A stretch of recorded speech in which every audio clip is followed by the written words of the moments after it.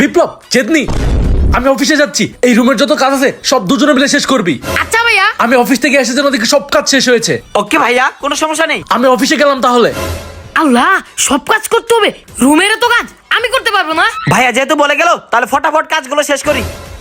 কিরে বিপ্লব, তুই কাজ করবি না? হ্যাঁ, তুমি করতে থাকো, তারপর আমি করতেছি। ওকে ঠিক আছে। কিরে বিপ্লব, এখনো কাজ করতে উঠিসনি? কাজ কর। আমার অনেক পেট ব্যথা করতেছে, কিভাবে কাজ করব? আচ্ছা তাহলে তুই রেস্ট কর, আমি সব কাজ করতেছি।